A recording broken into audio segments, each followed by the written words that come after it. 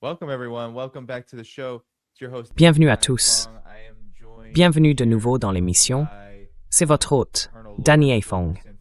Je suis accompagné du colonel Lawrence Wilkerson, ancien chef de cabinet de Colin Powell et colonel de l'armée à la retraite, ainsi que de Patrick Henningsen, journaliste indépendant et analyste géopolitique pour 21st Century Wire. Messieurs, merci beaucoup d'être avec moi aujourd'hui. Ravi d'être avec toi, Danny. Très bien, commençons. Je sais que vous avez probablement entendu le discours de guerre de Donald Trump au cours des dernières 24 heures, dans lequel il a déclaré qu'il y aurait encore au moins 2 à 4 semaines de combat. Les marchés sont en pleine effervescence en ce moment.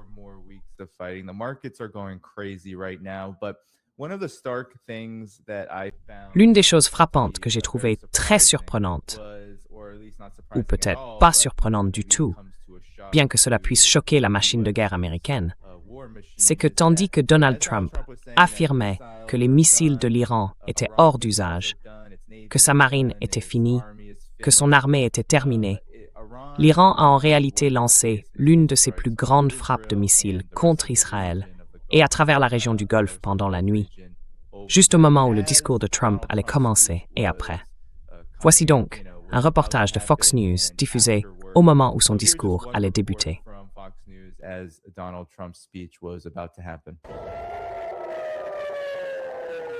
Pilonné par l'Iran. La Cour suprême, Israël est pilonné par l'Iran.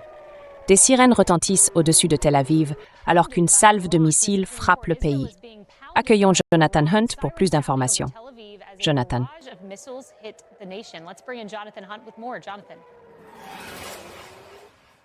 Kaylee, Israël en général et Tel Aviv en particulier ont été soumis à un bombardement presque constant tout au long de la journée, l'un des plus intenses en fait depuis les tout premiers jours de cette guerre. Il y a environ 1 heure, nous avons eu une série d'alarmes qui a duré près d'1 heure et nous avons vu des intercepteurs être lancés depuis cette zone. Voici donc quelques-uns des résultats de cela. So, and here's just some of the results of that. In Bnei Brak, there was a major À Bnei Brak, il y a eu une grave catastrophe liée aux eaux usées provoquée par ces frappes de missiles. Peut-être que je peux commencer avec vous, Patrick. Quelles sont vos impressions? Je pourrais diffuser un peu plus tard la partie principale du discours, son annonce sur la durée prévue de cette guerre à partir de maintenant. Mais au final, quelles sont vos impressions, non seulement sur le discours de Donald Trump, mais aussi sur la manière dont l'Iran a réagi et s'est comporté avant, pendant et après?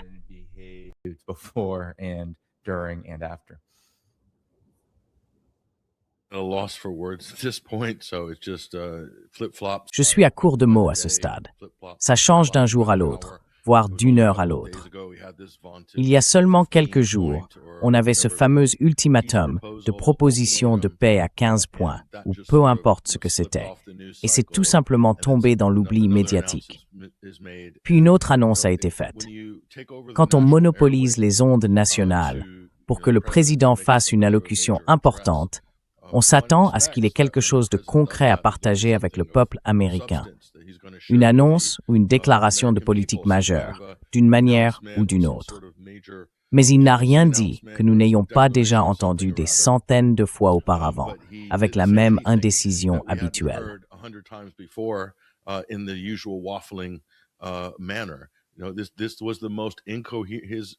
C'était le Donald Trump le plus incohérent à ce jour. Le président des États-Unis, ses discours deviennent de plus en plus incohérents. Il est très difficile de suivre son raisonnement, s'il y en a un à suivre. Cela me rappelle cette scène, Apocalypse Now, où le personnage de Martin Sheen parle au colonel Kurtz, et Kurtz lui demande « Que pensez-vous de mes méthodes ?» Et Sheen le regarde et répond « Je ne vois aucune méthode, monsieur. » C'est un peu le sentiment que j'ai avec Donald Trump, complètement perdu dans la jungle, dans son propre monde délirant.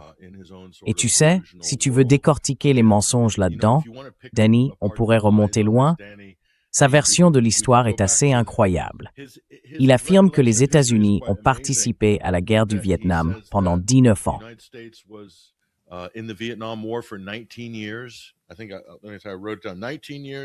Je crois que j'ai noté 19 ans, 5 mois et 29 jours. Et vous savez quoi? Je me suis dit, d'où vient ce chiffre? Puis j'ai pensé, attendez une minute, Stephen Miller, ou peu importe qui écrit ce discours, je devrais simplement aller sur Wikipédia, parce que c'est probablement là qu'ils prennent leurs chiffres. Si je ne me trompe pas, l'implication officielle des États-Unis, ou les opérations de combat, au Vietnam ont commencé après l'incident du golfe du Tonkin, qui, je crois, a eu lieu en 1964. Les hostilités ont pris fin avec les accords de Paris le 29 mars 1973. Donc en réalité, ce n'était pas 19 ans, président Trump. D'après mes calculs, c'était 8 ans, 7 mois et 22 jours. Mais encore une fois, je ne suis pas assez qualifié pour écrire des discours pour le président des États-Unis.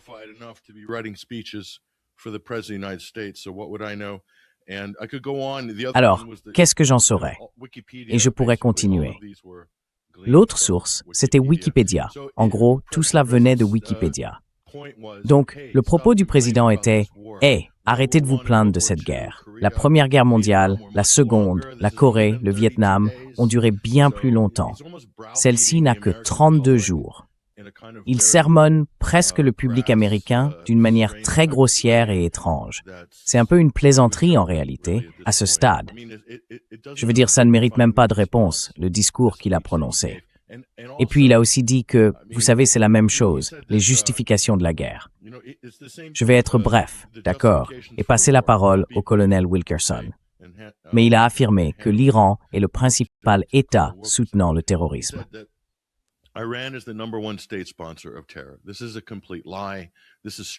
C'est un mensonge complet. Cela vient tout droit du mémo des éléments de langage du lobby israélien, répété à l'infini par chaque politicien et média américain. Ce n'est tout simplement pas vrai. Il a dit que l'Iran était responsable des soldats américains tués lors de l'attentat contre la caserne des Marines à Beyrouth en 1983, en supposant apparemment que le Hezbollah en était l'auteur. Mais le Hezbollah ne s'est pas formellement organisé, ni n'a publié de manifeste avant 1985. Le contexte est important. Israël occupait le sud du Liban et les États-Unis occupaient militairement le Liban. Les destroyers américains bombardaient alors des cibles à l'intérieur du Liban. Il s'agissait donc de factions de la résistance libanaise, quel que soit le nom qu'on leur donne.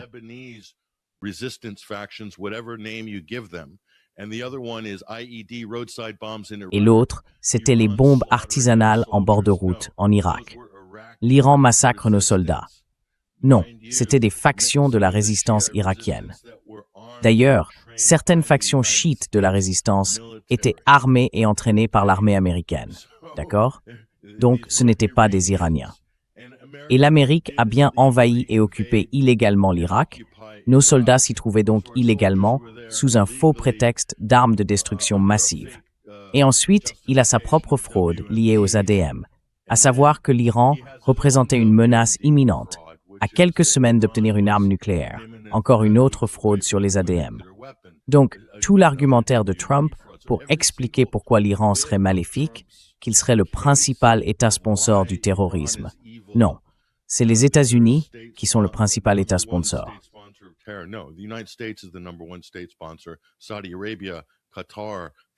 L'Arabie saoudite, le Qatar, ce sont eux les numéros 1.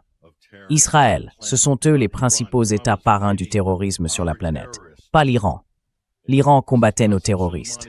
C'était Qassem Soleimani qui combattait nos terroristes.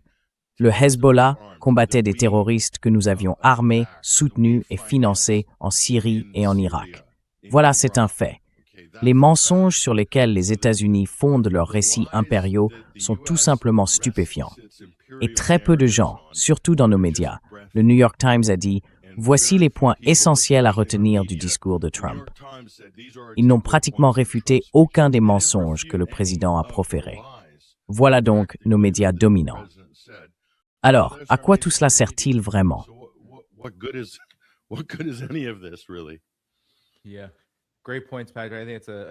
Oui, d'excellents points, Patrick. Je pense que c'est une excellente base. Et colonel Wilkerson, vous savez, il semble que lorsque Donald Trump parlait hier soir, il tirait essentiellement des conclusions sur lesquelles, En réalité, l'Iran l'a mis au défi. Même avant cela, le président Erdogan avait publié une lettre exposant simplement les faits, dont beaucoup ont déjà été discutés dans cette émission par vous, Patrick, et d'autres, en ce qui concerne les causes profondes de cette guerre. Mais malgré tout, l'Iran a réagi de manière spectaculaire. Il ne semble pas du tout militairement vaincu, malgré le fait que les États-Unis et Israël, surtout les États-Unis et Donald Trump, affirment que tout cela sera terminé dans 2 à 4 semaines. Quelle est votre réaction à ce discours et à la réalité du terrain? Et pensez-vous qu'il existe un fossé entre ces deux aspects? Sans jeu de mots, bien sûr.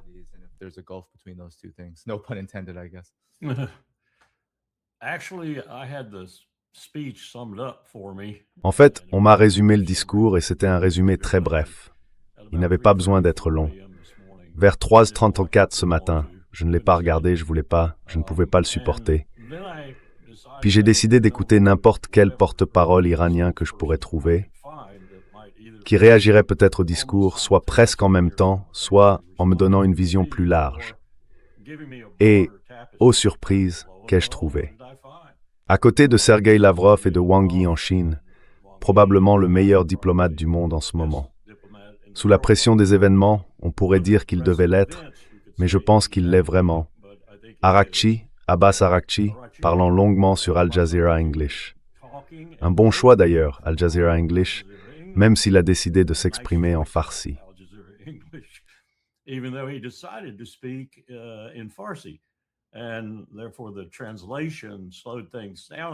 Et donc, la traduction a un peu ralenti les choses, mais elle m'a amené à écouter avec un peu plus d'attention. J'ai écouté un homme détruire Donald Trump, détruire Steve Witkoff, détruire Jared Kushner, détruire Bibi Netanyahou. Pas avec des bombes, pas avec des balles, ni des baïonnettes. Rien de tout cela. Il les a détruits avec des mots qui sonnaient justes, des mots résolus, des mots qui décrivaient ce qui se passait à cet instant.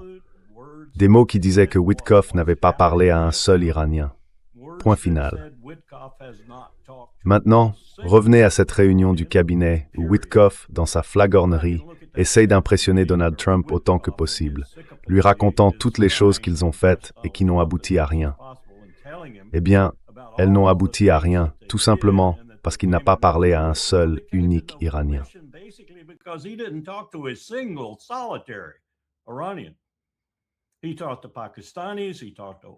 Il a parlé à des Pakistanais, à des Omanais et à d'autres qui offraient leurs bons offices, peut-être un intermédiaire de 3e ou 4e niveau. Il n'a jamais parlé à aucun Iranien, et Araghchi l'a complètement démoli sur ce point. Et bien sûr, par conséquent, Trump aussi. Ensuite, la deuxième chose qu'il a faite a été d'exprimer quelle était la position de l'Iran, et il a laissé entendre qu'il l'avait transmise, que ce soit par téléphone, par lettre, par courriel, peu importe, simplement en le disant dans les conseils du gouvernement. Quelle que soit la méthode, ils avaient communiqué leurs conditions pour la cessation de cette guerre. Et elles sont simples, très logiques, très compréhensibles, surtout compte tenu de ce que Patrick vient de dire sur notre responsabilité dans tout cela. Et elles sont claires. En gros, ce qu'ils disent, c'est que le petit vermine appelé Israël et son grand protecteur doivent s'arrêter. Point final.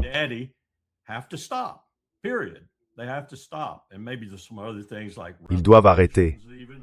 Et peut-être qu'il y a d'autres choses, comme des réparations même, et d'autres mesures qui doivent en découler. Mais ils doivent arrêter.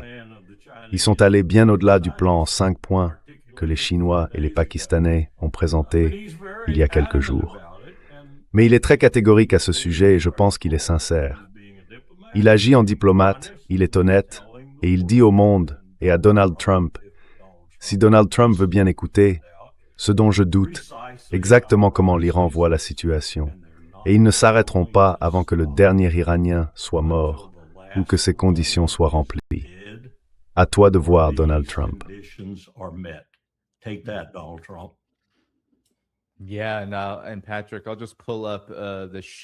Oui, et Patrick, je vais simplement rappeler tout ce qui s'est passé autour de ce discours en ce qui concerne le ciblage militaire de l'Iran.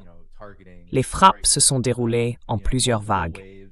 Bien sûr, il y a eu les missiles tirés sur Israël, les centres de données de Qatar et d'Amazon à Bahreïn, que l'Iran affirme avoir détruits, ainsi que plus de 150 missiles et roquettes lancés par le Hezbollah.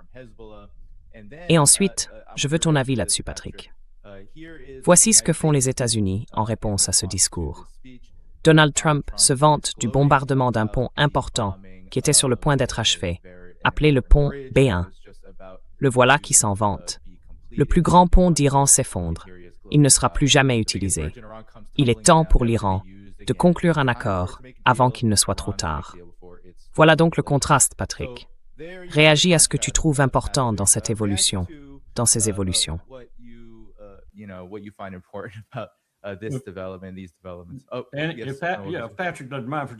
Patrick ne s'en soucie pas une seule seconde, parce que tu as mentionné Bahreïn. Permets-moi de souligner autre chose qui incrimine Rubio et Hegseth. Ils devraient être traînés de force jusqu'à la guillotine. 2000 personnes, pour la plupart des marins, viennent d'arriver à Norfolk. Ils avaient un sac à la main, tout ce qu'ils pouvaient y jeter, quelques effets personnels, quelques objets de valeur, juste un petit sac. Maintenant, ils sont confiés à la responsabilité de la marine à Norfolk. Tu sais qui s'occupe de ces gens? Les citoyens de Norfolk, de Hampton Roads, de Chesapeake. Personne ne les a prévenus. Et ils sont venus à Bahreïn après cette frappe dévastatrice sur l'installation principale, la raffinerie. Ils sont arrivés à Bahreïn et on leur a dit « Mettez tout ce que vous pouvez dans un sac. C'est la taille maximale que vous pouvez emporter. Et partez d'ici, parce qu'on vous met dans un avion. On vous évacue d'ici. » C'est ainsi que nous procédons à une évacuation. Je parie que la même chose se passe dans toute la région. Ouais, Patrick, interviens. Quelle était ta question tout à l'heure, Danny Aifong? Oh, Je veux simplement connaître ta réaction face à ce contraste.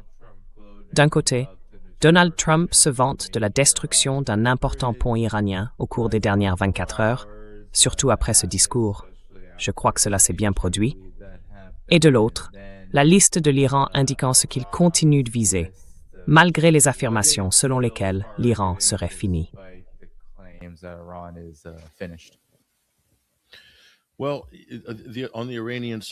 Eh bien, du côté iranien, frapper Israël, une autre salve de frappe contre Israël, cela illustre simplement le caractère absurde des déclarations du président. Mais ce qui est encore plus révélateur, c'est le fait que l'Iran a minutieusement chronométré cette salve de missiles juste à la fin du discours national de Trump, ce qui, d'une certaine manière, montre à quel point les Iraniens sont sophistiqués dans leur capacité à provoquer les États-Unis et l'Occident. Non seulement sur les réseaux sociaux, mais aussi sur le champ de bataille. Ils envoient là un message très clair. Et je pense que cela a été dévastateur pour les habitants d'Israël. Encore une fois, où est Benjamin Netanyahou pendant toutes ces salves? Il semble absent la plupart du temps. Vous savez, où est-il exactement? Quelle est la véritable situation politique en Israël?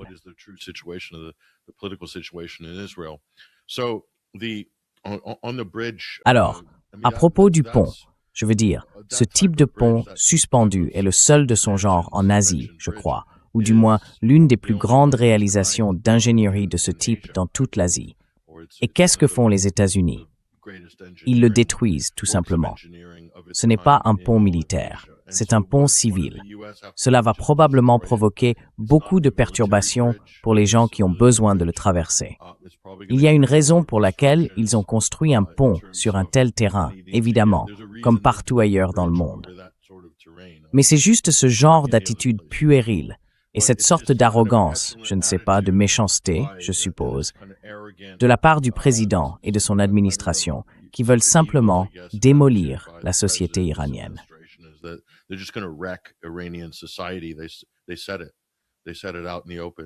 Ils l'ont dit ouvertement.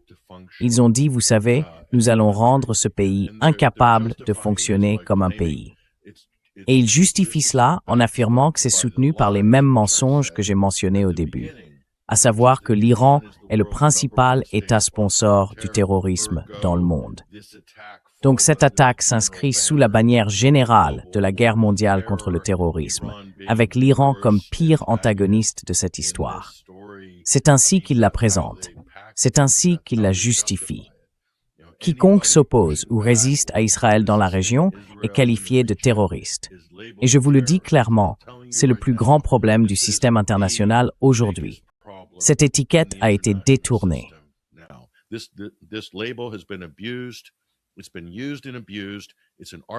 C'est une notion qui a été utilisée et abusée.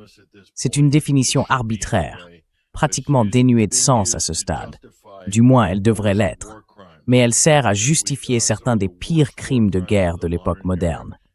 Elle sert à justifier un nettoyage ethnique, non seulement à Gaza, mais aussi maintenant dans le sud du Liban. Des villages entiers ont été rasés. Des villes ont été effacées cette semaine dans le sud du Liban. Et Israël appelle ouvertement à un nettoyage ethnique forcé sous la menace de mort. C'est exactement le même traitement qu'ils imposaient aux Palestiniens à Gaza. Mais cela est justifié parce qu'ils affirment qu'il s'agit de cibles terroristes dans le sud du Liban, en prétendant que le Hezbollah est une organisation terroriste.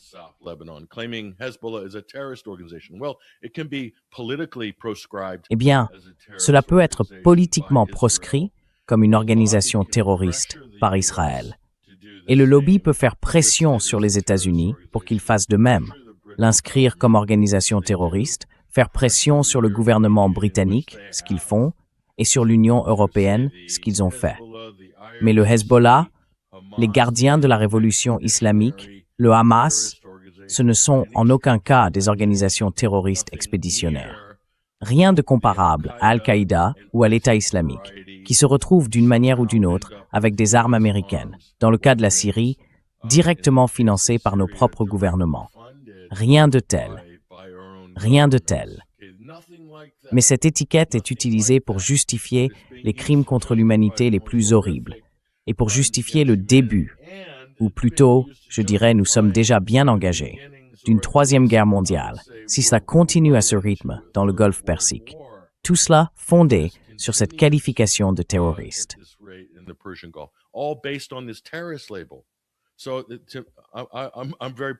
Je suis donc très pragmatique.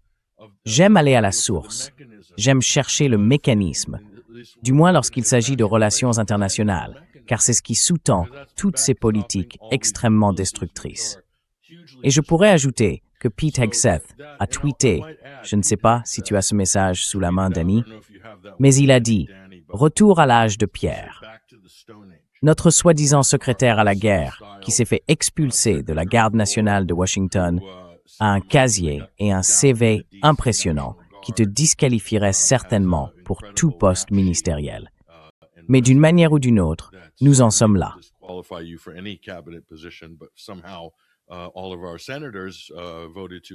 Tous nos sénateurs ont voté pour le confirmer à ce poste, ce que je ne comprends absolument pas. Je ne vois pas quel lobby à Washington a pu donner pour consigne à nos sénateurs américains de confirmer Pete Hegseth comme secrétaire à la Défense. Alors rappelons simplement à Pete que lorsque Cyrus le Grand, sur le cylindre de Cyrus, la première déclaration des droits de l'homme, c'était en 600 avant J.C.C. Où en était l'Europe à ce moment-là? Eh bien, en 600 avant J.C.C., je crois que l'Europe vivait dans des grottes, cueillait et faisait d'autres choses pour tenter de survivre. En gros, c'est ce que faisait l'Europe en 600 avant J.C.C. Donc vous savez, faire la leçon aux Iraniens sur des questions de civilisation, venant de Pete Hegseth, de toutes les personnes possibles, ou des États-Unis, point final. Cela ne dissuadera pas les Iraniens.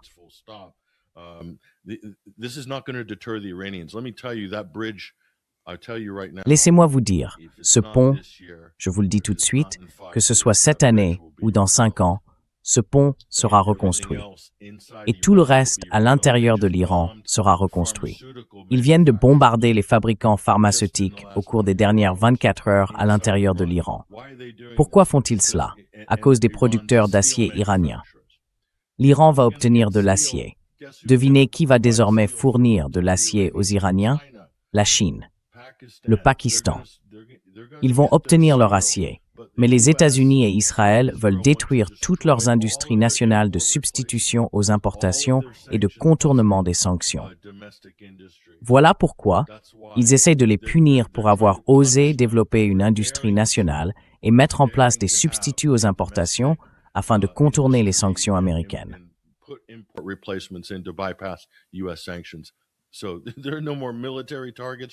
Il n'y a donc plus de cibles militaires à proprement parler. Désormais, il ne s'agit plus que d'industrie civile et de punition. La dernière chose que je dirais, et je crois l'avoir déjà dit, c'est que je suis sûr que Larry a peut-être ou non recommandé ces livres dans son programme à ses étudiants. Mais les grands travaux universitaires sur les sanctions, fondés sur une théorie des jeux très simple, notamment l'excellent ouvrage de Daniel Drezner, The Sanctions Paradox, analyse en détail chaque étude de cas de situation où l'on menace l'autre camp. Lorsqu'on menace physiquement l'autre camp, il n'y a aucune conformité. La cible ne se pliera pas à vos exigences s'il existe une menace implicite, ou même la conviction que d'autres menaces ou l'usage de la force physique pourrait survenir à l'avenir.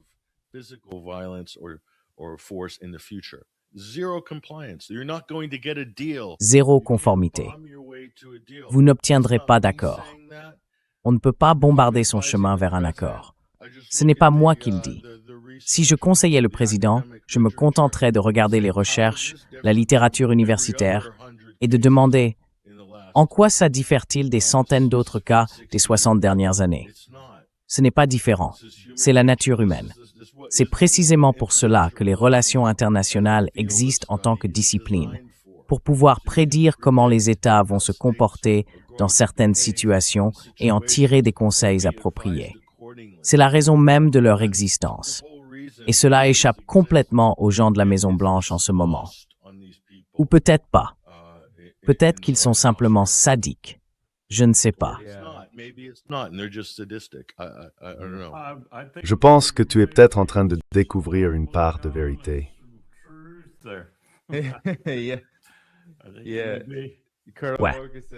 Ouais. Colonel Ferguson, je vous félicite. Mais avant de le faire, je veux simplement souligner, en lien avec ce que disait Patrick à propos de Pete Hegseth, ce qui est si frappant. Toute l'administration Trump, ce ne sont que des bénis oui-oui. Ils ne font que répéter ce qu'il dit. Tout ce qu'il fait, tout ce qu'il dit. Ils se contentent de suivre et de répéter. Parce que Donald Trump, dans ce discours, a dit exactement ce que Pete Hegseth a décidé de publier sur Twitter juste après. Voilà. Très bientôt, nous allons les frapper extrêmement fort au cours des 2 à 3 prochaines semaines. Nous allons les ramener à l'âge de pierre, là où ils appartiennent. Pour toujours.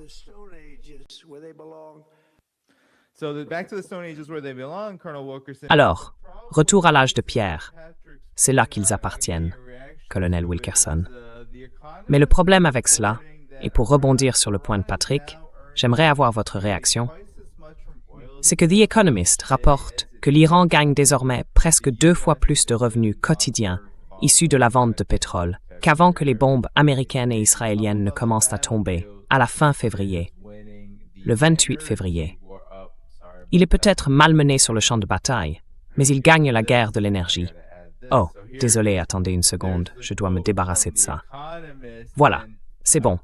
Voici la citation de The Economist. Et bien sûr, c'est The Economist. Je ne serais pas si sûr qu'il soit vraiment malmené. L'Iran est effectivement frappé sur le champ de bataille, mais le constat reste le même. Des sources grand public admettent que l'Iran va disposer des revenus nécessaires pour se reconstruire. Le problème semble plutôt venir du côté américain, où beaucoup de choses sont perdues et épuisées, tant sur le plan économique que militaire. Colonel Wilkerson, quelle est votre réaction à cela?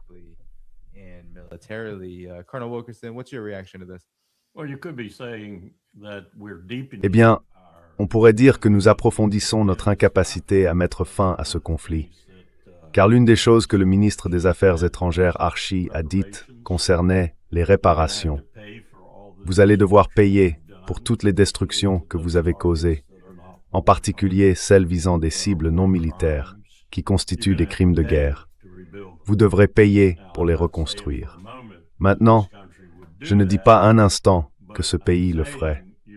Mais je dis que vous rendez la fin de ce conflit très très difficile à atteindre selon des conditions qui ne seraient pas bouleversantes. Et parlons-en un instant. Voici un président qui dit que nous obtenons tout notre pétrole nous-mêmes, non pas par le détroit d'Ormuz, mais ailleurs, c'est-à-dire principalement du bassin permien et d'autres régions similaires de notre propre pays. J'ai des nouvelles pour lui.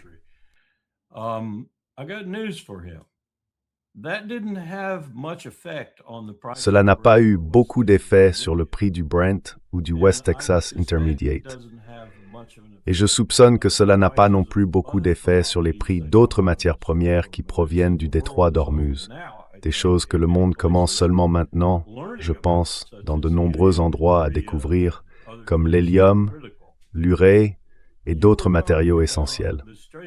Tu parlais du détroit d'Ormuz comme n'étant pas crucial pour les États-Unis. Tu racontes n'importe quoi, Donald Trump, parce que ce dont nous parlons ici, c'est de déstabiliser l'économie mondiale, au point où nous sommes presque en ce moment même, par définition, dans une récession de 2 trimestres consécutifs. Tu parles de provoquer une dépression, et pas seulement une dépression ici ou là, mais une dépression mondiale. C'est de cela que tu parles, Donald Trump.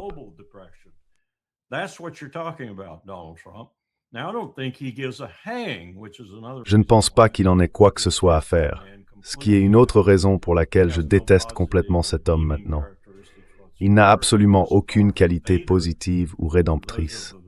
Et c'est Dark Vador, et pour ceux d'entre vous qui ne se souviennent pas de Dark Vador ou qui n'ont jamais vu les films, Dark Vador était le méchant, le seigneur Sith dans la série Star Wars.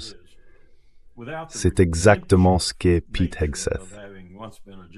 Sans le côté rédempteur d'avoir autrefois été un chevalier Jedi, et donc de s'être racheté à la fin, pour ainsi dire, Pete Hegseth est ce genre de personne, sans aucune qualité rédemptrice. Nous observons, et voici la deuxième chose que je dirais à propos de la situation que je viens de décrire comme une potentialité, j'ai vu le deuxième ensemble de cibles, les cibles régionales que les Iraniens envisagent. Je sais de quoi ils parlent.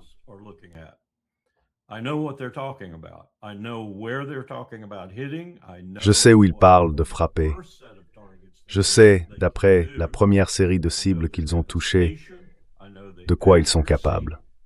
Je connais la dévastation, je connais la précision, et je connais la sélection minutieuse des cibles qui ont été frappées pour s'assurer que nous, ainsi que les puissances régionales, comprenions que l'Iran faisait tout son possible pour atteindre les États-Unis d'Amérique, et dans certains cas, comme la base aérienne du prince Sultan, les personnes soutenant ces installations pour les États-Unis. Cette deuxième série n'a pas de telles inhibitions, et je n'ai aucun doute dans mon esprit qu'ils peuvent les frapper, et les frapper avec la même précision et la même dévastation incroyable que la première série. De quoi suis-je en train de parler?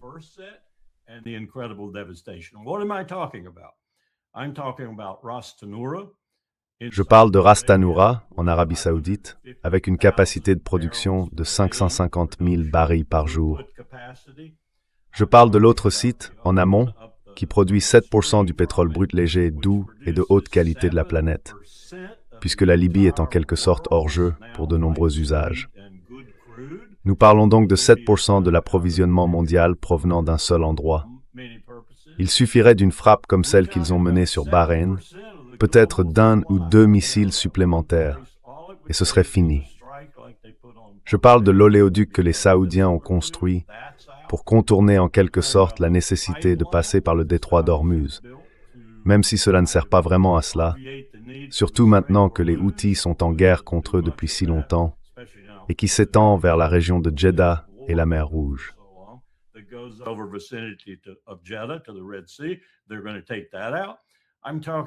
Ils vont éliminer cela. Je parle de toutes les cibles dans la région qui correspondent à ce que je viens de dire, récession mondiale, dépression, ils vont les frapper. C'est leur deuxième niveau. Donc si nous allons plus loin dans cette direction, Donald Trump, vous allez enflammer le monde sur le plan économique et vous allez faire des États-Unis un paria, comme l'est Israël aujourd'hui. Et c'est une position dont il faudra peut-être une génération, voire plus, pour se relever. C'est ce que vous êtes en train de préparer, Monsieur le Président. That's what you're setting up, Mr. President.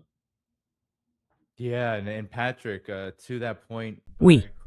Et Patrick, pour rebondir sur ce que disait le colonel Wilkerson, je veux simplement montrer ce que l'Arabie saoudite essaie de faire pour contourner les restrictions que l'Iran a imposées sur le détroit d'Ormuz, sa revendication de contrôle. L'Arabie saoudite tente désormais d'acheminer son pétrole par la mer Rouge via le détroit de Bab el-Mandeb. Elle le fait parce que le Yémen ne l'a pas encore fermé, mais le Yémen a déclaré qu'il le ferait.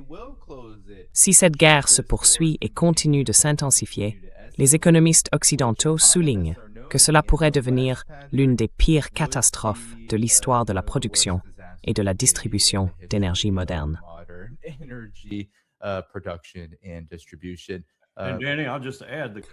Danny, je vais simplement ajouter que la capacité de ce qu'ils font représente environ un quart de ce qui circulerait normalement par le détroit. Donc même ça constitue un revers économique. Oui, tout à fait. Alors Patrick, tes réflexions, tes réactions à ce sujet? Oh, désolé, attends une seconde. Sorry, hold on one second. Ce qui est intéressant avec cet oléoduc est-ouest, le pétroline, là à Yanbu, ce port, cette installation sur la mer Rouge, comme Larry le souligne à juste titre, il ne fonctionne qu'à une fraction de sa capacité de livraison normale. Il peut actuellement acheminer environ 1,5 million de barils par jour, ou quelque chose comme ça, à pleine capacité, selon les équipements dont il dispose. Mais le déficit sur le marché mondial est d'environ 8 millions de barils qui ne passent pas par le détroit d'Ormuz, alors qu'ils le feraient normalement. Et le fait est que de nombreux Houthis ont déjà pris ce port pour cible. Oui, donc je veux dire, ils l'ont déjà prouvé. Oui, tout comme l'Iran, je crois, plus tôt dans la guerre. Mais continue. Oui, il y a des années, enfin il y a quelques années. C'est ce que les Houthis, ou comme les Américains les appellent, Ansar Allah. Leurs capacités aujourd'hui sont bien meilleures qu'il y a 2 ou 3 ans. Donc c'est une cible ouverte. Il a déjà été prouvé qu'elle pouvait être neutralisée. Pourquoi l'Arabie saoudite voudrait-elle investir de l'argent pour moderniser cette installation portuaire afin de l'utiliser pour ce grand contournement, disons, si elle peut être mise hors service littéralement en une journée par des drones ou des missiles? Et c'est aussi quelque chose, Danny, que l'Iran pourrait viser également. Donc, en plus de tous les nœuds énergétiques importants que Larry a mentionnés, il y a aussi les cibles militaires. Vous savez, l'Iran a été je dirais qu'il n'a pas du tout été très brutal envers les positions militaires américaines dans la région.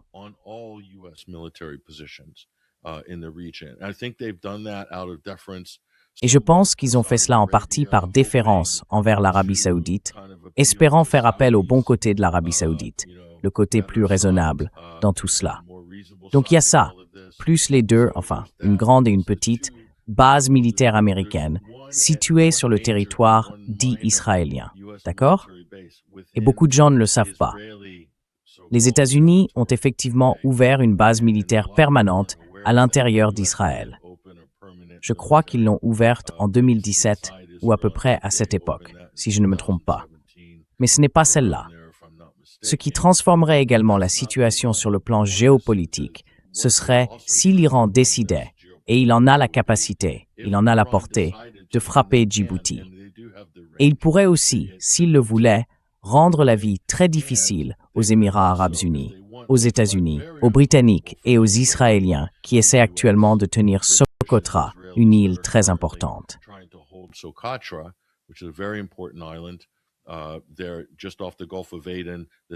Il se trouve juste au large du golfe d'Aden, presque en vue du détroit de Bab el-Mandeb.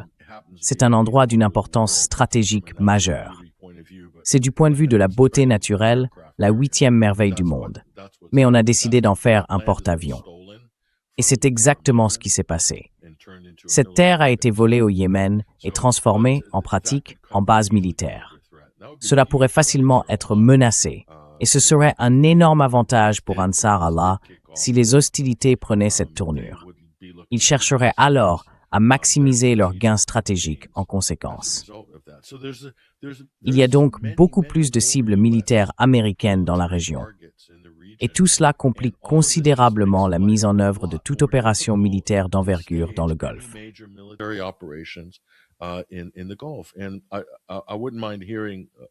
je ne serais pas contre entendre l'avis du colonel Wilkerson à ce sujet. Mais à quoi servaient toutes ces annonces? Le déploiement de la 82e division aéroportée, des détachements de Marines américains et toutes ces troupes censées se diriger vers le Moyen-Orient. Était-ce simplement une feinte? Je regarde cela d'un point de vue logistique, colonel, et je me demande comment, diable, on peut monter une opération de ce genre dans la région. Où allez-vous l'organiser avec un tel nombre de troupes? Parce qu'il faut des zones de rassemblement, des points de départ pour les opérations, des positions de repli, des lignes logistiques et d'approvisionnement. Je ne vois tout simplement pas où ils disposent de tout cela. Alors je me demande, à quoi servaient vraiment ces annonces?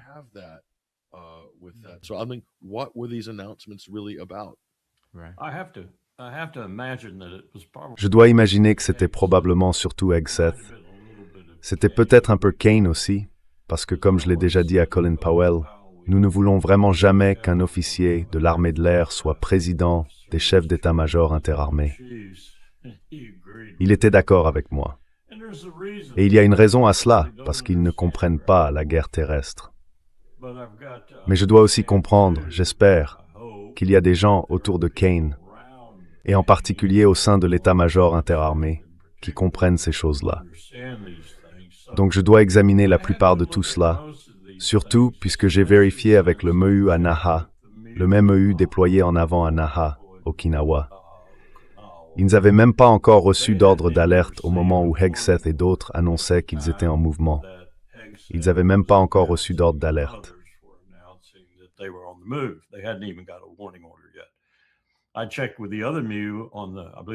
J'ai vérifié avec l'autre MEU. Je crois qu'il se trouvait dans le sud de la Californie, à Pendleton ou quelque part dans les environs. Ils avaient été mis en alerte, mais ils n'avaient même pas encore leur navire. Je crois que c'était le Tripoli qui ne s'était pas encore présenté.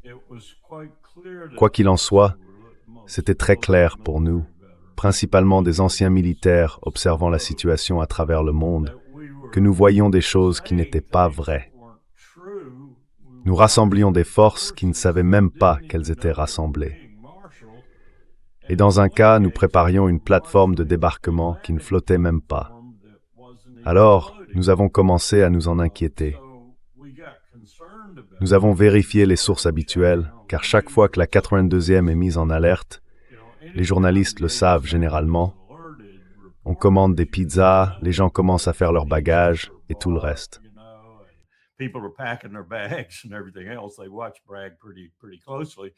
Ils surveillaient Bragg de très près. Rien ne se passait. C'était donc la première chose. Nous ne comprenions pas ce qui se passait. Étions-nous en train de feinter?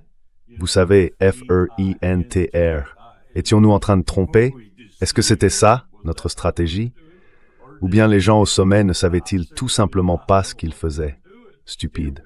Nous avons conclu que c'était probablement un peu des deux. La feinte du côté militaire et l'ignorance de ce qui faisait de l'autre côté. Et Hegseth, qui donne des choses à Trump, comme Trump reçoit des choses de tous les sycophantes qui l'entourent.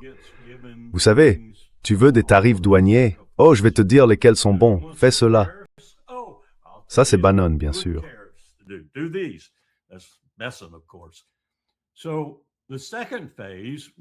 Donc, dans la deuxième phase, nous avons observé un véritable mouvement de force, y compris des plateformes. Puis nous avons commencé à remarquer des choses comme celle-ci. D'accord, ce porte-avions a des F-35 à bord. Les F-35 ne sont pas autorisés sur ce porte-avions, sauf pour voler en mode catapulte. Et ce porte-avions ne peut pas les lancer de cette manière. Que se passe-t-il ici? Pourquoi avons-nous des avions incompatibles avec la surface de lancement plate, avec ces appareils à bord? Les transportent-ils simplement quelque part? Comptent-ils les transférer sur l'un des LHA des marines ou autres, ceux qui disposent de la plateforme et du pont capables de supporter la poussée vers le bas lors d'un décollage en Vestol?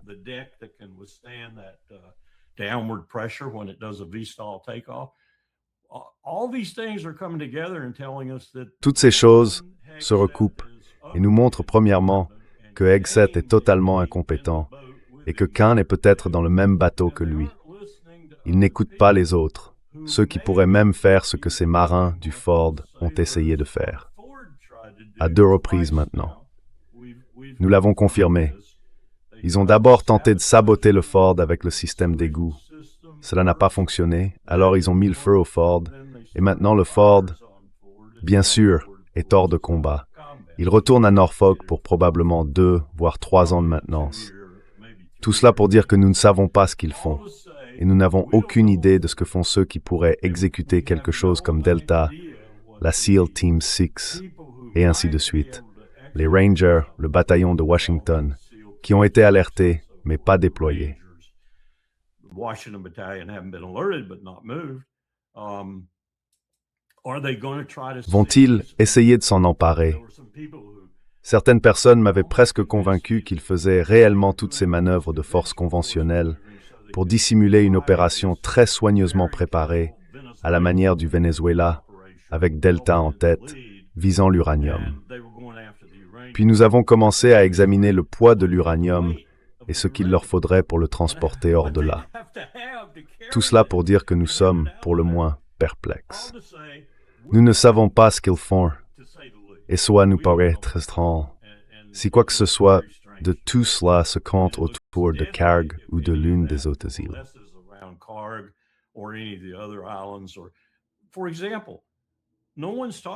Par exemple, personne n'en a parlé, mais la plus grande installation de progression et de déploiement de la région utilisée lors des 2 guerres d'Irak se trouvait au Koweït. Eh bien, l'Iran l'a frappé.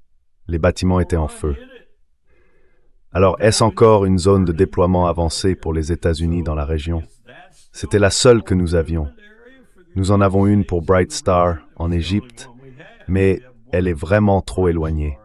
Et on parle d'Ospreys qui, dans cet environnement, n'ont probablement qu'un rayon d'action opérationnel d'environ 350 à 400 000. Tout cela est étrange, extrêmement étrange. Cela ressemble à beaucoup de fanfaronnades sans les forces opérationnelles nécessaires pour la concrétiser. C'est l'impression que cela donne.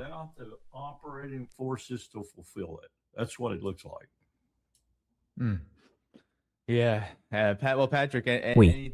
Eh bien, Patrick, quelque chose à répondre à cela? Je veux dire, en ce moment, nous avons une véritable catastrophe entre les mains. Le pétrole, après ce discours, a augmenté, des dollars par baril. Les prix montent, des prix records pour le bœuf haché et d'éventuelles pénuries de plastique pour l'eau. Danny, quand nous avons fait cette simulation sur Pékin dont je t'ai parlé il y a quelques mois, ça a atteint $200 avant que nous ayons terminé.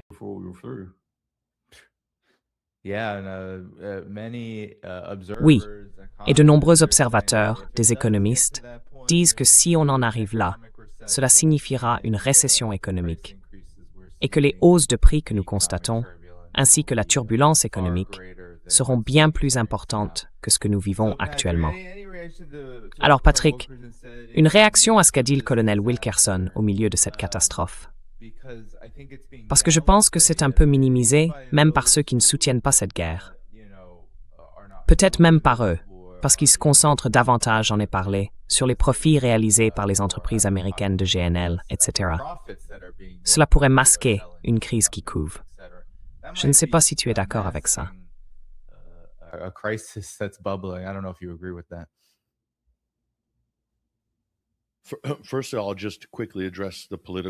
Tout d'abord, je vais rapidement aborder la dimension politique, puis brièvement la dimension économique. Je suis actuellement en Arizona, qui est un État violet, et j'étais au Texas la semaine dernière. Je suis sorti faire quelques micro-trottoirs et un reportage pour une agence de presse britannique, UK Column, afin de recueillir les impressions des gens dans la rue. Or, le Texas est le centre du complexe militaro-industriel américain. C'est l'État le plus militaire, celui qui compte le plus grand nombre d'anciens combattants et probablement le plus de militaires en service actif, vivant à l'intérieur des frontières de cet immense État. J'ai donc parlé à de nombreux vétérans également. J'étais dans la grande région d'Austin, Red Rock, Georgetown, et c'est un mélange.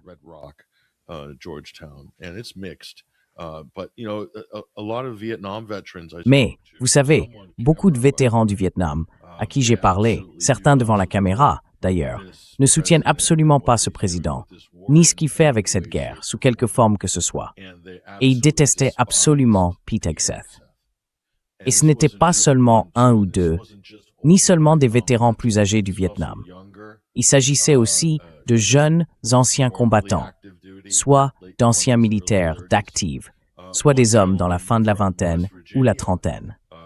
Un homme originaire de Virginie occidentale, vétéran de la marine américaine, m'a dit que son très bon ami, c'est de cette région qu'ils appellent le pays des montagnards, que l'armée tire certains de ses meilleurs combattants, était prêt à entrer dans les Navy SEAL.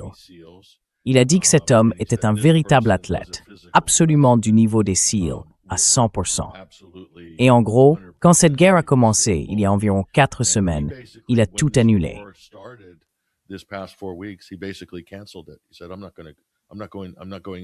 Il a dit, je n'entre pas dans cette organisation. Donc je ne sais pas à quoi ressemblera la carrière de cette personne, si ce sera une carrière militaire ou non, mais en gros, cela l'a complètement rebuté.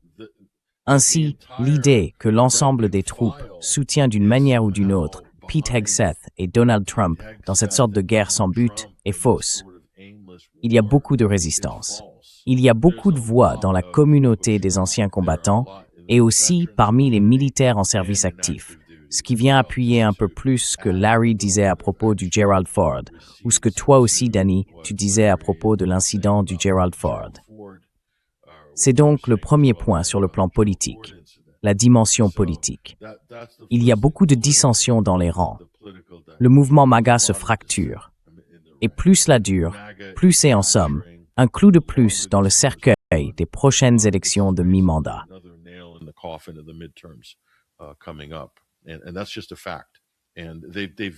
Et c'est un fait. Ils ont offert aux démocrates une excellente plateforme de campagne avec cette guerre d'agression non déclarée. Voilà pour la dimension politique. Sur le plan économique, en dehors de tout ce qui a déjà été dit, le fait est le suivant. Le détroit d'Ormuz ne reviendra jamais à l'ancien statu quo. Quel que soit l'ordre mondial qui régissait autrefois le fonctionnement de cette région du monde. Ce n'est plus le cas aujourd'hui. Et l'autre chose que les gens ne réalisent pas, ce qui est assez myope, et c'est peut-être trop profond pour l'esprit MAGA, je vais peut-être trop loin ici, mais pourquoi Jeff Bezos, Mark Zuckerberg et Google installeraient-ils ces immenses centres de données au Moyen-Orient?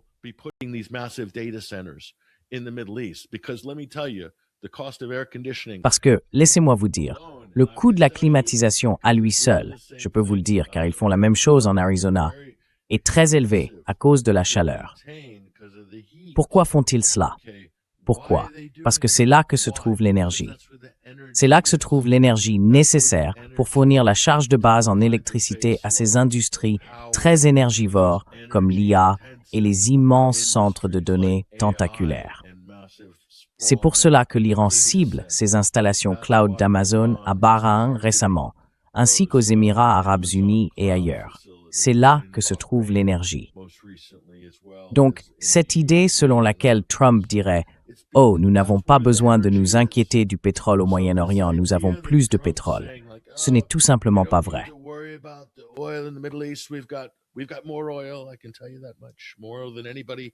Je peux te dire au moins ça. Plus de pétrole que quiconque n'en a jamais vu auparavant. Non, ce n'est pas vrai. C'est un marché mondial. Le prix du pétrole est mondial. Les industries à forte intensité énergétique étaient basées là-bas, mais elles ne le seront plus. C'est un nouvel ordre dans le Golfe Persique. Le statu quo ne va pas continuer. Ont-ils réfléchi à tout cela? Parce que c'est une transformation. Il y a tellement d'aspects économiques différents qu'il est très difficile de les calculer et de les prévoir avant d'entrer dans les cycles de cause à effet. Et nous y entrons maintenant. Nous ne verrons probablement pas les effets en aval de tout cela avant 6 à 12 mois.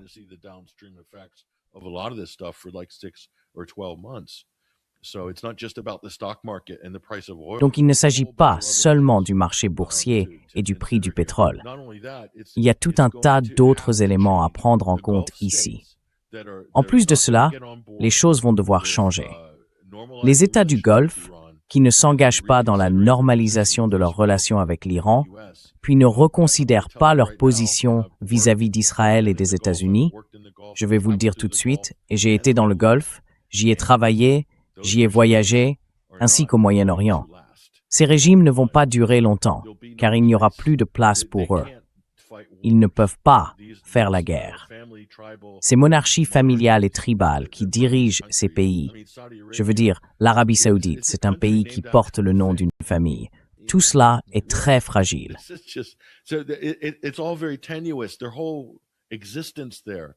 Toute leur existence là-bas est complètement précaire et entièrement dépendante de choses comme les usines de dessalement, l'importation de main-d'œuvre servile en provenance d'Inde, du Bangladesh, du Sri Lanka et des Philippines, ainsi que de l'arrivée de cadres venus d'Europe. Ils sont totalement soutenus par les grandes entreprises internationales européennes et par les personnes qui y travaillent. Ils ne peuvent pas exister par eux-mêmes. Ils ne peuvent pas avoir l'économie moderne que le Golfe a essayé de vendre au monde.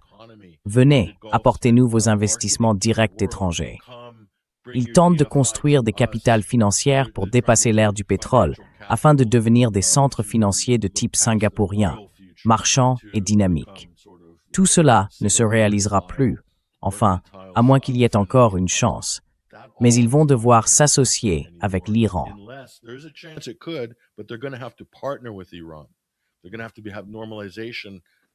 Ils vont devoir normaliser leurs relations avec l'Iran. Sinon, ils n'auront pas d'avenir. Ils sont littéralement à un incident ou à un missile d'un coup d'État.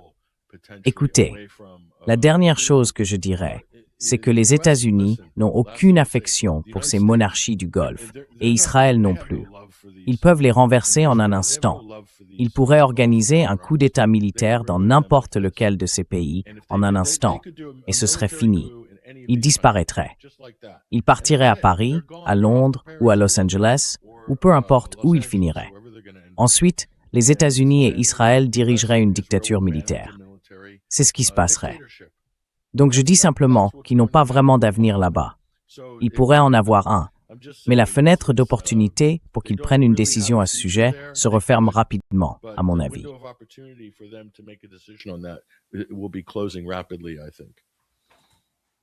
Si vous sais que tu es un autre rendez-vous, tu as créé ce mot de la fin. Danny, tu parlais de, n'en parlait-on pas avant de passer à l'antenne, des cartes qui montrent comment les États du Golfe ont désormais changé leurs priorités. Ils traversent la Syrie et remontent vers le nord. Ils éliminent complètement Israël. Aucun oléoduc ne passera par Israël. Aucun oléoduc n'y acheminera de pétrole. Et d'après ce que j'entends, des multinationales qui se sont battues sur la question du pétrole du Kurdistan contre celui d'Irak et qui ont enfin conclu un accord apparemment accepté par Bagdad, ce qui les incite à revenir, elles me disent toutes la même chose. Les oléoducs ne suivront pas le tracé initialement prévu. Les oléoducs vont complètement mettre Israël à l'écart.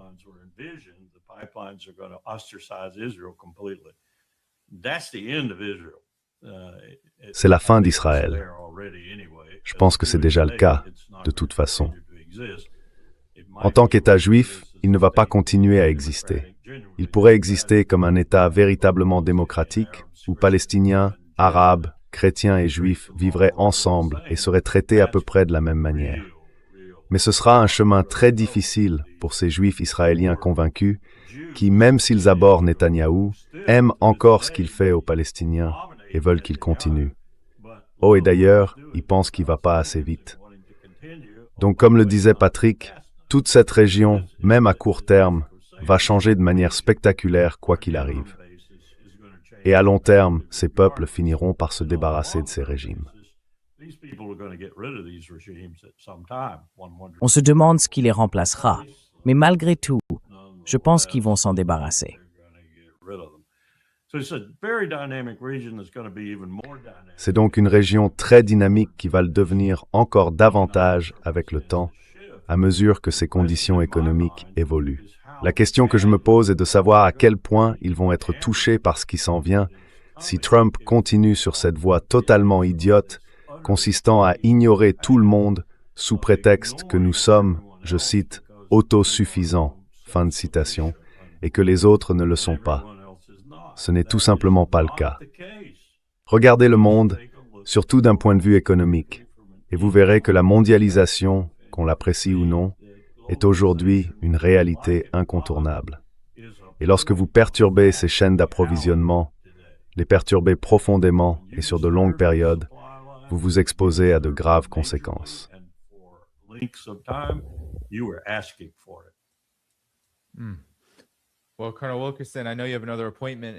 Eh bien, colonel Wilkerson, je sais que vous avez un autre rendez-vous dans quelques minutes, donc je vais vous laisser. Merci beaucoup d'avoir participé aujourd'hui, j'apprécie vraiment. Prenez soin de vous. Merci pour l'invitation. Bien sûr. Très bien, Patrick. Je voulais peut-être conclure là-dessus.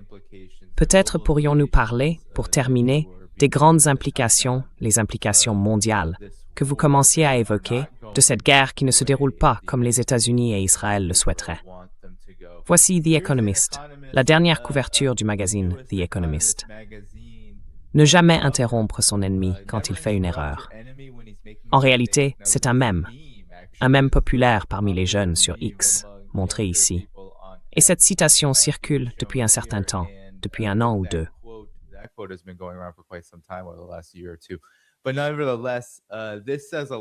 Mais néanmoins, cela en dit long, car nous sommes dans un moment, Patrick, où l'Iran affirme qu'Oman et l'Iran vont désormais dicter les conditions pour le détroit d'Ormuz.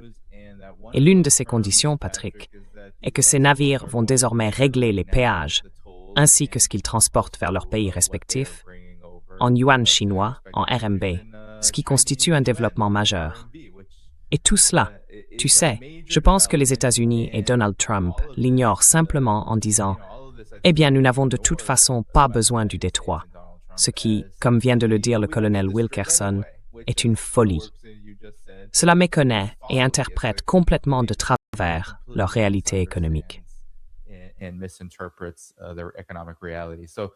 Alors, quelle est votre réaction à cela? Car cela devient de plus en plus important.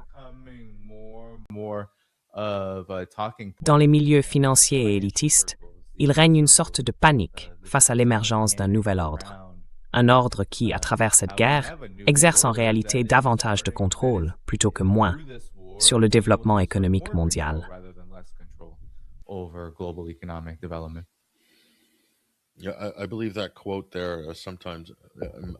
Oui, je crois que cette citation est parfois, même si je peux me tromper, attribuée à l'art de la guerre de Sun Tzu sur la couverture. L'autre venait du mème de Trump sur l'art de la guerre. Si tu n'as pas de plan ou que tu ne sais pas vraiment ce que tu fais, ton ennemi non plus. C'est ça le génie de Donald Trump. Non, mais blague à part. Donc d'accord, il y a ici un jeu de pouvoir du côté des États-Unis et ils essayent d'en tirer parti. À quel point cela réussira, c'est une autre question. Mais le jeu de pouvoir consiste à étouffer le GNL qatari destiné à la conversion de l'Europe du Sud, ce qui a ouvert une opportunité pour une augmentation de l'approvisionnement en GNL américain vers ces marchés européens du Sud que le Qatar approvisionnait. Et cela se ferait à un prix plus élevé. Ce serait en quelque sorte le Nord Stream Pipeline, deuxième partie, en somme.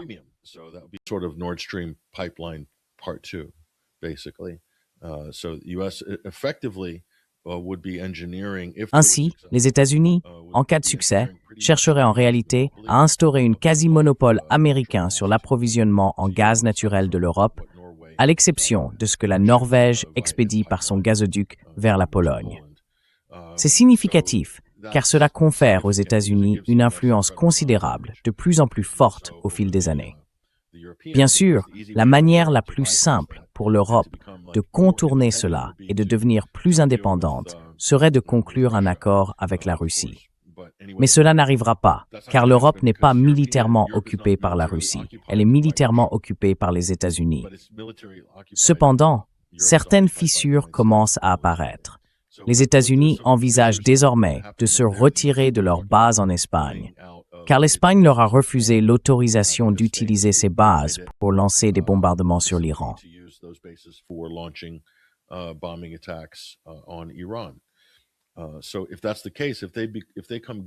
Donc, si c'est le cas, s'ils mettent cette menace à exécution, les bases américaines en Espagne ne sont pas négligeables. Ces bases comprennent l'armée de l'air, l'armée de terre et surtout la marine. En fait, nos recherches sur le gazoduc Nord Stream montrent que l'une des principales zones de préparation pour les équipes qui l'ont fait exploser, des équipes de l'OTAN, se trouvait à Rota, en Espagne. Ainsi, l'Espagne est techniquement une base d'opération des États-Unis pour attaquer l'Europe, si l'on veut voir les choses ainsi en ce qui concerne le gazoduc Nord Stream.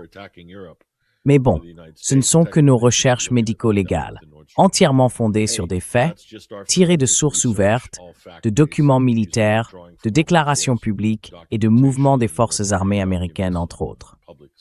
Alors, qu'est-ce qu'on en sait?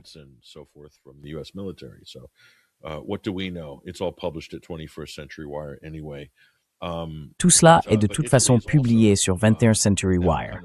Mais l'Italie commence aussi à résister un peu à Israël.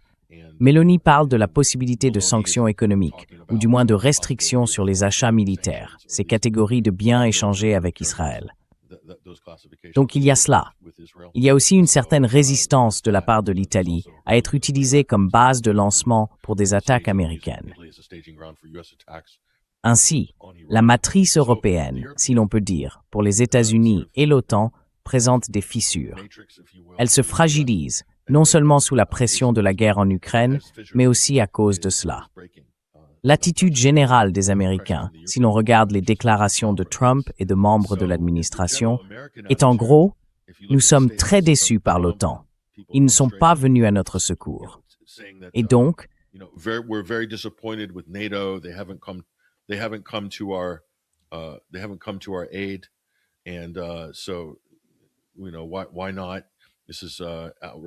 pourquoi pas?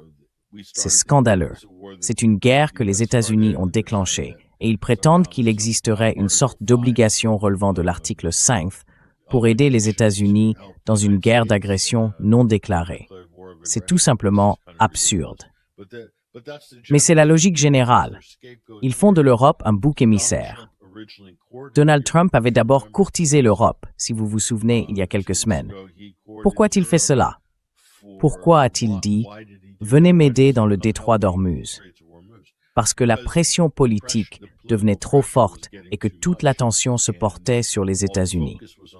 Ils avaient donc besoin d'impliquer des complices européens dans le crime, si l'on peut dire, pour étendre l'opération et détourner l'attention des États-Unis. Ils voulaient que l'Iran prenne pour cible des pays européens comme le Danemark et la Grande-Bretagne.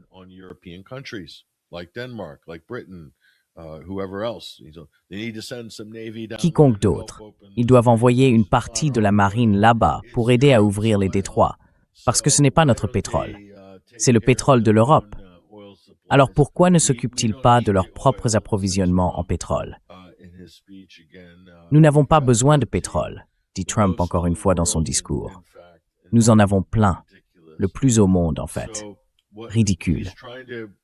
Ce qu'il essaye donc de faire, c'est d'impliquer l'Europe, de les enrôler dans ce désastre, et aussi de leur coller des cibles sur le dos, parce qu'il sait que dès qu'un navire européen sera touché ou coulé, cela va mobiliser beaucoup de forces de droite en Europe pour se rallier à cet effort de guerre au Moyen-Orient et bâtir une coalition de volontaires.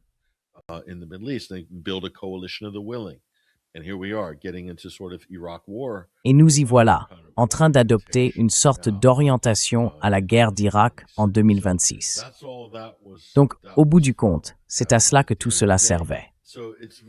Il est très malhonnête de la part des États-Unis de faire de telles accusations à l'encontre de l'Europe, de parler de politique énergétique avec l'Europe, alors que les États-Unis, à travers cette guerre, cherchent à manipuler l'approvisionnement énergétique vers l'Europe. Et en plus de cela, je ne sais pas si tu as vu ces rapports, Danny Aifong, selon lesquels les États-Unis feraient des avances à la Chine pour lui vendre du pétrole américain, en disant « C'est dommage ce qui s'est passé ici dans le golfe Persique, mais nous avons plein de pétrole à vous vendre, Chine. Pourquoi ne pas simplement nous l'acheter? Évidemment, probablement à un prix majoré, j'imagine. Donc dans leur esprit, c'est là qu'ils en sont.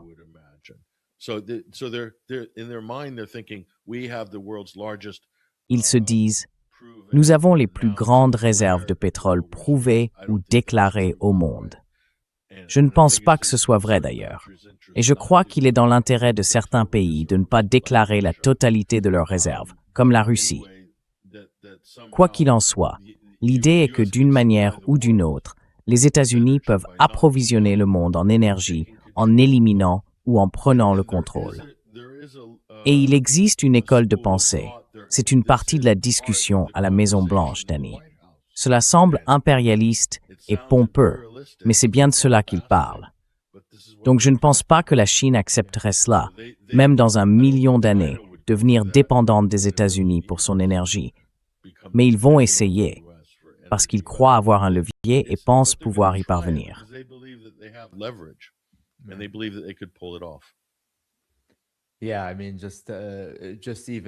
Oui, je veux dire, rien que d'y penser, c'est une mauvaise affaire. La Russie est juste là. Et bon sang, l'Iran et la Chine commercent en ce moment. L'Iran exporte son pétrole en quantité massive vers la Chine, je suis sûr, à un prix très très avantageux. Maintenant, Patrick, peut-être pouvons-nous conclure sur ta réaction à cela, car c'est une information de dernière minute alors que nous parlons de pétrole et de cette guerre. Le prix le plus important au monde pour les barils de pétrole réels vient de grimper à $140, son plus haut niveau depuis 2008. Et en parlant des répercussions de cela, Patrick, Amazon vient d'ajouter une surtaxe de 3,5% sur le carburant et la logistique à cause de cette hausse.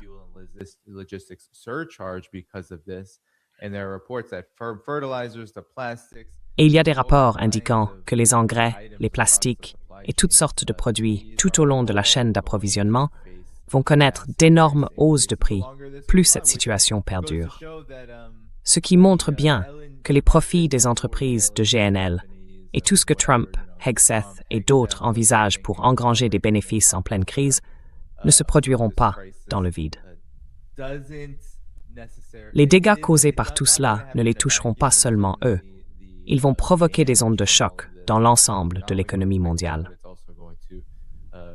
Alors, quelles sont vos réflexions finales sur la situation actuelle, alors que nous arrivons maintenant à la fin de la 5e semaine de cette guerre?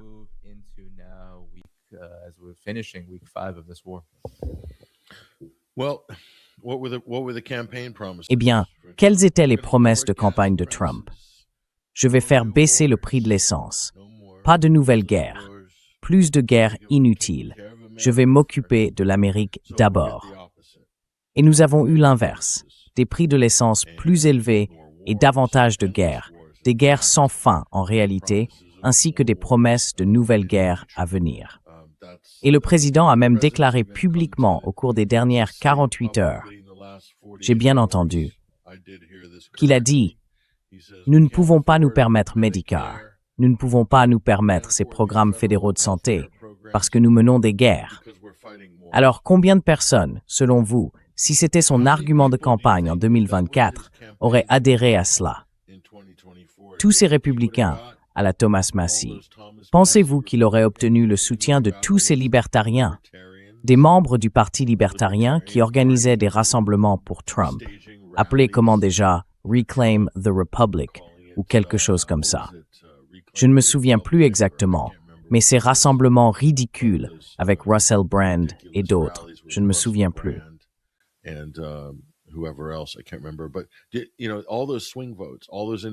Mais tous ces votes basculants, tous ces indépendants, tous ces républicains partisans de Ron Paul, ce sont tous des électeurs à enjeu unique en Amérique. Il y a le vote anti-guerre, et puis l'économique. Je veux dire, qu'est-ce que ce président a accompli sur le plan économique, à part des annonces? Il fait des annonces et des tweets. Mais les guerres tarifaires, quel en était l'objectif? Était-ce de faire baisser les prix? Était-ce de ramener la production manufacturière aux États-Unis? Non, cela n'arrivera pas. La seule croissance qui semble exister se trouve dans la bulle de l'IA, qui ne cesse de gonfler, mais pourrait très bien éclater bientôt, selon de nombreux experts. et dans les centres de données de ce cartel d'entreprises, comme tu viens de le mentionner.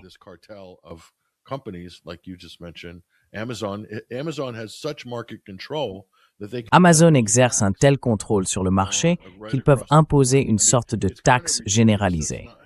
Franchement, c'est un peu absurde. Ce n'est pas ainsi que le marché devrait fonctionner.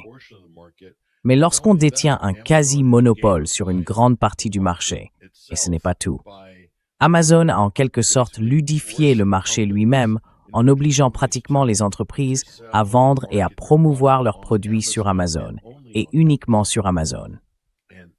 Ils ont un contrôle total, tout comme les grandes chaînes de supermarchés ont un contrôle total sur les producteurs alimentaires. On assiste donc à une concentration. Si cela continue, il y aura une contraction économique, car c'est ce qui se produit avec une inflation incontrôlée. Et cela entraînera un ralentissement des dépenses de consommation.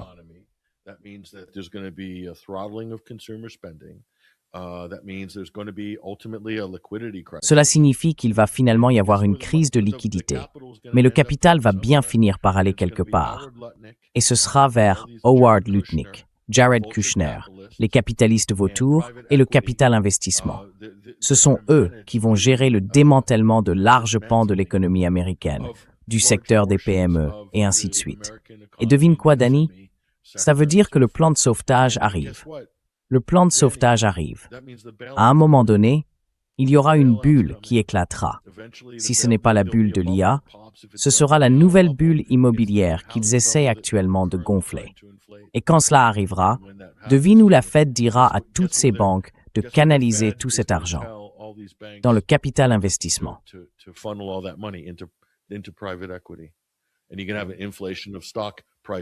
Et vous allez avoir une inflation des cours boursiers parce qu'ils ont retiré tous les actifs non performants de leur bilan. Donc les actions paraissent excellentes parce qu'ils dégagent un bénéfice.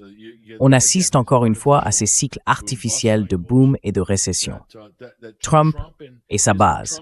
Trump a perdu la Rust Belt. Il va perdre la classe ouvrière. Il va perdre les indépendants. Il perdra les électeurs anti-guerre. Sa base, c'est Wall Street. Les grandes compagnies pétrolières et gazières, les géants de l'IA, le lobby israélien. Voilà la base de Trump. C'est tout. Il ne reste rien d'autre. C'est sa base. Et quiconque est encore assez stupide pour être dans le train MAGA à ce stade, je ne peux probablement rien pour vous.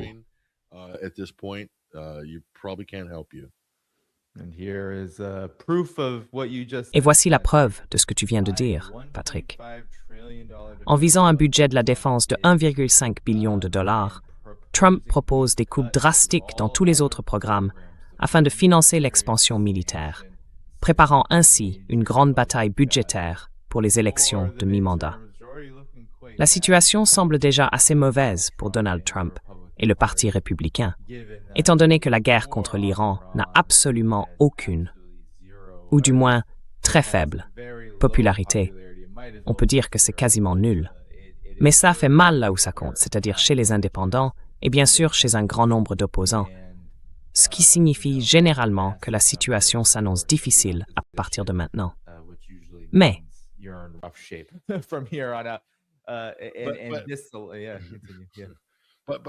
Danny, au moins Tulsi Gabbard a un impact positif et une influence positive. il pourrait être parti. Nous pourrions même ne pas finir avant cela. Il pourrait aller bien. Elle continue de flatter ses instincts anti-guerre en coulisses.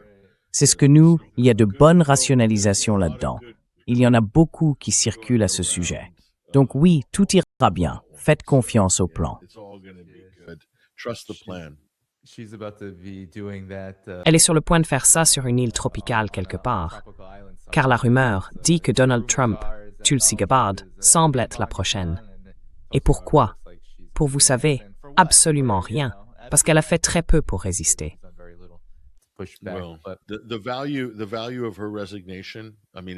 La valeur de sa démission, enfin, je veux dire, si elle se fait virer, ce serait drôle, parce qu'elle avait eu la chance de démissionner avec honneur de ce poste quand le président l'a sacrifié il y a un an, après que son bureau a publié une évaluation du renseignement affirmant que l'Iran ne développait pas de bombes nucléaires. Et cela, ironiquement ou non, aurait pu éviter la guerre de 12 jours. Et nous ne serions peut-être pas en train d'avoir cette conversation aujourd'hui. Tout cela était entre les mains de Tulsi Gabbard il y a 1 an, et elle a choisi sa carrière plutôt que ses principes. Franchement, je ne vois pas d'autre explication, mais je suis sûr que ce sera dans ses mémoires.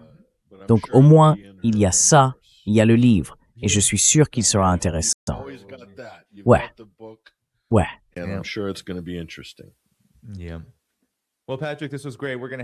Eh bien, Patrick, c'était super. Nous allons partir ensemble. Je veux m'assurer que tout le monde sache que ton Substack et la chaîne YouTube de 21st Century Wire sont liés dans la description de la vidéo ci-dessous. Tous les moyens de soutenir cette chaîne s'y trouvent également. Tu veux mentionner quelque chose, Patrick, avant qu'on parte? Je vais afficher les super chats.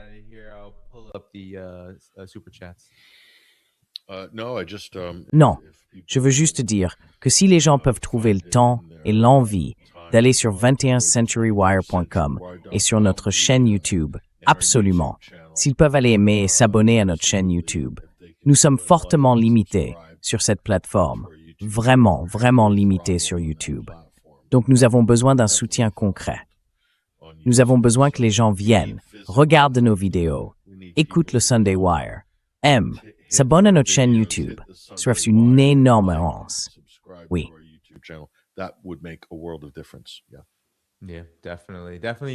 Oui, absolument. Faites-le, tout le monde, parce que Patrick fait un excellent travail indépendant. Cliquez sur le bouton « J'aime » avant de partir. Je serai de retour demain. Et bien sûr, tous les liens pour soutenir cette chaîne et celle de Patrick se trouvent dans la description de la vidéo. On se retrouve demain à 13h, heure de la côte Est. Je vous tiendrai au courant de ce qui se passe. Très bien. Au revoir. Merci.